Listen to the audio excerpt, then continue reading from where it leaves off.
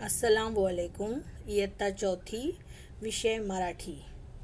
आज आपण शिकणार आहोत पाठ क्रमांक 22, स्वच्छ घर स्वच्छ परिसर.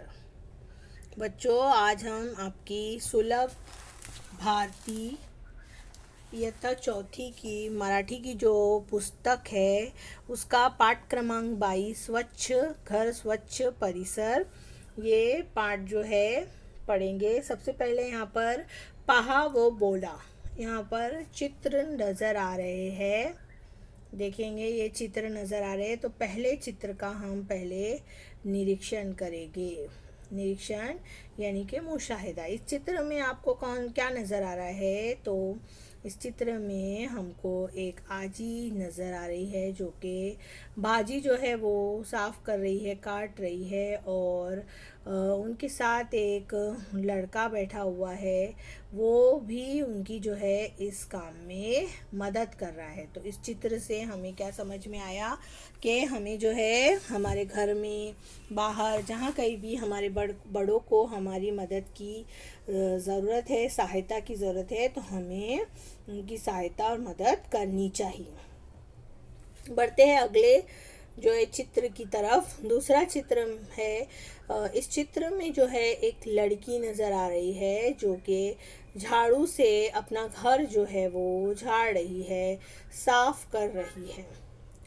तो बच्चों, हम भी हमारे घर में जो है झाड़ू लगाते हैं, कचरा साफ़ करते हैं, तो हमें इससे ये सबक मिलता है, हम ये समझते हैं कि हमें भी हमारे घर में जो है साफ़ सफाई रखना चाहिए. हमें हमेशा हमारा घर साफ़ सुथरा रखना चाहिए. साफ़ सुथरे घर से हमें सुकून मिलता है, हमारे दिल को खुशी होती है, और हम जो है अगर हमारा दिल खुश हो तो हम और पुरजोश रहते हैं बाकी के कामों के लिए. और दूसरा जो है, सफाई से हम सेहतमंद भी रहते हैं और हम कम बीमार पड़ते हैं. वैसे जो है बच्चों, हमारे मज़हब में जो सफाई को निस्फ़ ईमान कहा गया है. निस्फ़ ईमान यानी कि आधा ईमान.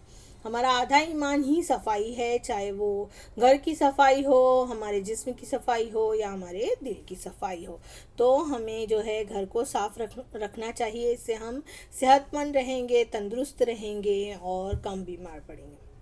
अगला चित्र है,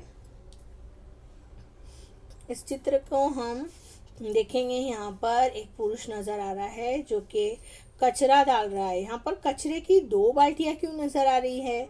तो एक बाल्टी पे देखेंगे क्या लिखा हुआ है, ओला कचरा. दूसरी बाल्टी पर सूखा कचरा.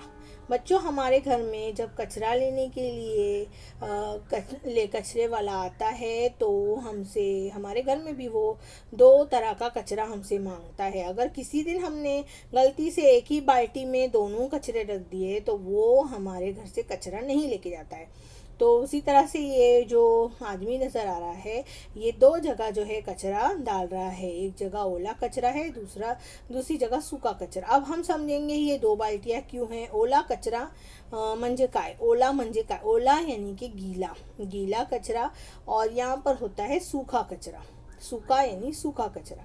यहाँ पर जो है वो गीला कचरा जो भी है वो इसमें डाला जा रहा है. अब गीला कचरा और सूखा कचरा हमें क्यों अलग अलग जो है, दोनों को अलग अलग क्यों जमा करना है? तो इसकी वजह ये है कि ये जो ओला कचरा होता है ये ज़मीन के अंदर जो है जज्ब हो जाता है, मिट्टी के अंदर, और जो है एक तरह से खाद का ये काम करता है. ज़मीन को खाद मिलती है इससे. लेकिन उसके ही जो है उलट सूखा कचरा जो होता है वो ये काम नहीं करता है, बल्कि सूखे कचरे में जो ख़ास करके प्लास्टिक होते हैं वो बहुत ही ज़्यादा नुकसानदाह होते हैं, जो कि आलूदगी का सबब बनते हैं, प्रदूषण जिसको हम मराठी में कहते हैं. तो इसके लिए इसको हम जो है अलग अलग जमा करने से जो है हमारे लिए आसानी होती है. अगला जो चित्र है उसमें आप देखेंगे ये स्त्री नज़र आ रही है. ये भी जो है इसने भी दो जगह कचरे को जमा किया है, सूखा कचरा और ओला कचरा. तो हमें भी बच्चों अभी ये अहद कर लेना है कि हम भी जो है अब से कचरे को दो अलग अलग तरह से जमा करेंगे। 2 बाल्टियों में जो है कचरा हमारा बकेट में जमा होगा। सेपरेट, जिसको हम कहते हैं सेपरेट जमा करेंगे। ये आदत अगर हम बना लेंगे तो हमारे लिए आसानी होगी। इससे हमारा देश भी साफ सुथरा होगा और सुंदर नज़र आएगा। हमारा देश भी सुंदर नज़र आएगा। अब आगे हम बढ़ते हैं। यहाँ पर इस पाठ में क्या लिखा है? वाचा: कचरा या समस्या ने आता गंभीर स्वरूप धारण केले आहे. प्लास्टिकच्या कचऱ्यामुळे समुद्रात राहणाऱ्या जीवांना धोका निर्माण झाला आहे. आपल्या सर्वांच्या आरोग्यासाठी प्लास्टिकचा वापर टाळणे गरजेचे आहे. बाजारात जाताना कागदी किंवा कापडी पिशव्या सोबत न्याव्या. यामुळे प्लास्टिकच्या पिशव्यांचा वापर आपण टाळू शकतो. अब बच्चों, जो हमने देखे हैं वही इसमें लिखा है, उसको समझेंगे। कचरा या समस्या ने आता गंभीर स्वरूप धारण केले आहे. कचरा, ये जो समस्या है, ये जो मसला है, समस्या यानी कि मसला, इस मसले ने बहुत ही गंभीर, बहुत ही संजीदा रूप जो है धारण केले यानी इख्तियार कर लिया है. प्लास्टिकच्या कचऱ्यामुळे, प्लास्टिक का जो कचरा है उससे, कचऱ्यामुळे यानी उसके ज़रिए समुद्रात, समंदर में रहणाऱ्या जीवांना धोखा निर्माण झाला आहे. समंदर में रहने वाले जानदारों को लिए क्या हो गया है? धोखा पैदा हो गया है, निर्माण पैदा हो गया है.